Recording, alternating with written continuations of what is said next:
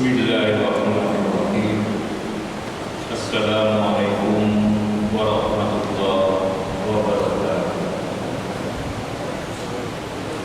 Innal hamdalillah wassalatu wassalamu ala rasulillah wa ala alihi wa sahbihi wa mawala wa la hawla wa la quwwata illa billah amma ba'd. Hadirin jamaah salat zuhur yang dimuliakan Allah. Minggu lalu kita berbicara tentang hidayah Allah yang merupakan anugerah terindah dan teragung bagi setiap orang yang menerimanya. Maka hidayah Allah yang saat ini berada di dalam diri kita berupa iman dan Islam harus kita syukur, dan selanjutnya kita pegang teguh, kita jaga dan kita rawat selama hidup kita. Jangan sampai kita mati kecuali dalam keadaan iman dan memeluk agama Islam. Sebagaimana firman Allah, wala tamutunna illa wa antum muslimun. Dan janganlah sekali-kali kamu mati melainkan dalam keadaan beragama Islam.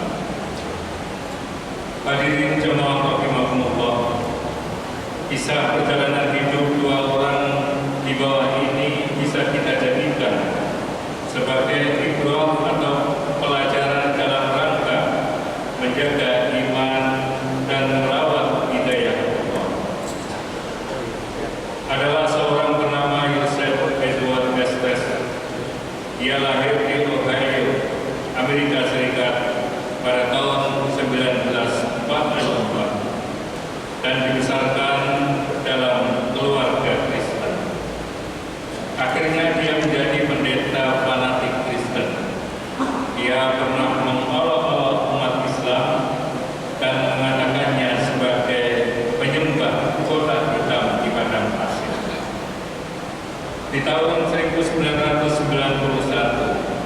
ayah Yosef memperkenalkannya dengan seorang Muslim dari Mesir bernama Muhammad Abdul Rahman, seorang pakar teologi Islam.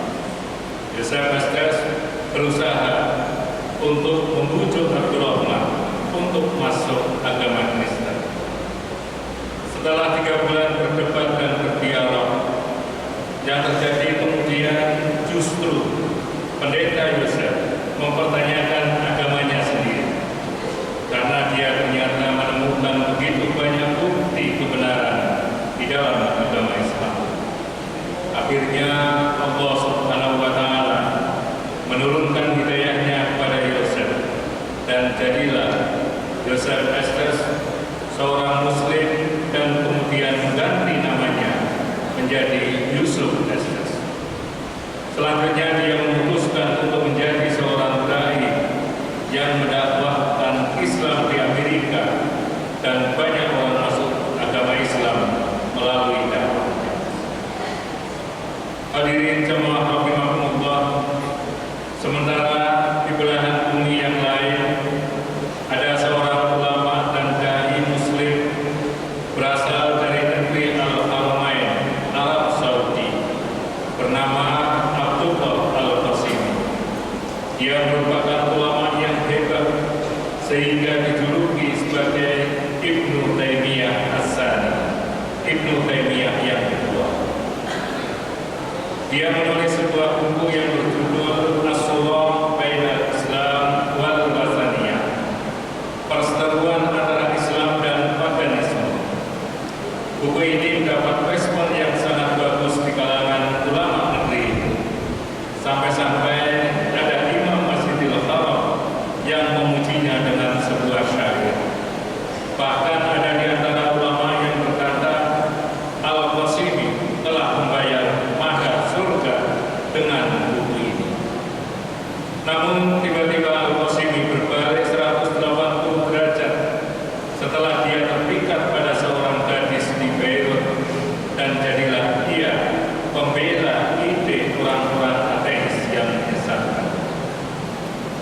Kemudian dia menulis buku yang berjudul Yakdibuna Likai Yarallaha Jami'an. Mereka berdusta dan melihat Allah itu indah. Dan sebuah buku yang lain, Hadhiyal Aqlal, inilah belenggu. Akhirnya dia pun menyampaikan secara terang-terangan bahwa ia sekarang adalah seorang ateis yang mengingkari adanya Allah. Lalu dia meninggal pada tahun 1996 dalam keadaan tidak beriman. Maha suci Allah yang maha membolak-balikkan hati. Awal bukanlah segalanya. Yang menjadi akhir, yang menjadi penentu adalah akhir dari kehidupan kita. Hadirin jemaah rahimakumullah, bagi seorang muslim, iman adalah segala-galanya.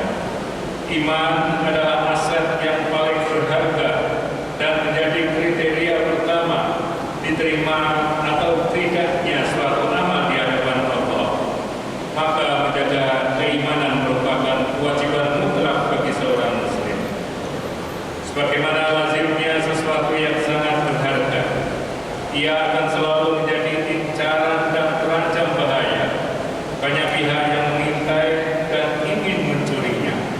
Banyak godaan dunia, entah itu harta, kedudukan maupun wanita, maupun tipu daya setan yang berusaha untuk mendilit, untuk menghapuskan iman dari hati seorang mukmin. Kita bisa melihat itu dari sumpah dan tekad setan untuk menyesatkan manusia. Bagaimana yang tercantum di dalam Al-Quran surat Al-Hijr ayat 39, Qala rabbi bima aghwaytani la'uzayyinanna lahum fil ardi wa la'udhiyannahum ajma'in. Iblis berkata, ya Tuhanku, oleh sebab Engkau telah memutuskan bahwa aku sesat, maka aku akan menjadikan mereka, para manusia, memandang baik perbuatan maksiat di muka bumi, dan pasti aku akan menyesatkan mereka semuanya. Maka tidak sedikit kita menjumpai orang yang kemudian imannya lenyap, lalu mati dalam keadaan tidak memiliki iman. Tentu hal tersebut tidak kita inginkan terjadi pada diri kita. Oleh karena itu dibutuhkan cara atau langkah untuk menjaga iman kita. Iman ibarat pohon yang baik, kasyajaratin thayyibah, yang tidak semestinya dibiarkan atau ditelantarkan. Menurut Imam Al-Ghazali, awal mula keimanan seperti kita menabur benih. Ia harus dirawat dan diberi pupuk sehingga akhirnya ia tumbuh berkembang menjadi kuat dan meninggi sebagai pohon yang baik dan kokoh, yang kelak buahnya lebat dan bermanfaat bagi siapapun juga. Disebutkan bahwa al-iman yazid wa yanqus, iman itu bisa bertambah dan bisa berkurang. Lalu dijelaskan yazidu bit ta'ah wa yanqusu bil maksiyah. Iman bisa bertambah dengan ketaatan dan bisa berkurang dengan kemaksiatan. Maksudnya sekecil apapun kebaikan yang kita kerjakan akan memperkuat iman kita. Sebaliknya sekecil apapun dosa yang kita kerjakan itu akan memperlemah iman kita. Hadirin jemaah rahimakumullah, selengkapnya seorang mukmin bisa menjaga imannya dengan berbagai cara. Yang pertama adalah akrab dengan Al-Quran, karena Al-Quran merupakan petunjuk utama untuk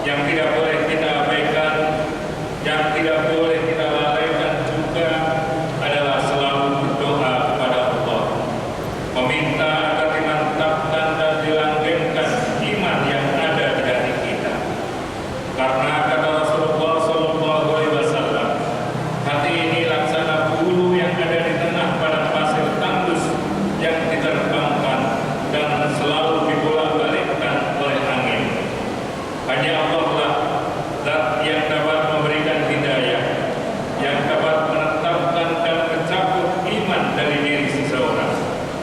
Doa yang sering dibaca oleh Rasulullah berkaitan dengan hal ini adalah Ya muqallibal qulub tsabbit qalbi ala dinik. Wahai zat yang kuasa membolak-balikkan hati, teguhkanlah hatiku di dalam agama. Allah Subhanahu wa taala juga mengajari kita sebuah doa agar iman dan hidayah senantiasa selalu tertanam di hati dan tidak dicabutnya, yakni Rabbana la tuzigh qulubana ba'da idh hadaitana wa hab lana min ladunka rahmah innaka antal wahhab. Wahai Tuhan kami, janganlah Engkau menjadikan hati kami condong kepada kesesatan sesudah Engkau memberi petunjuk kepada kami, dan karuniakanlah kepada kami rahmat dari sisi-Mu. Sesungguhnya Engkau Maha Pemberi karunia. Billahi taufiq wal hidayah. Wassalamualaikum